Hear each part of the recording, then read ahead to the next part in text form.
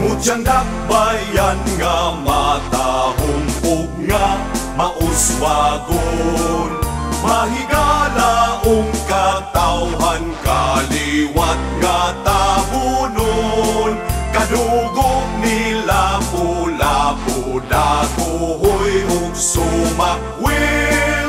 Usada ang pagbati, dugong Pilipino. Kasa sa Dios, mahandianon mong yuta. Dagat, bukid ug sapa, mga anak mo nakapahimulos. Mahalulog ang pingan, angay panalipdan, ug ang imong kinaiyahan, itagana sa kaliwatan.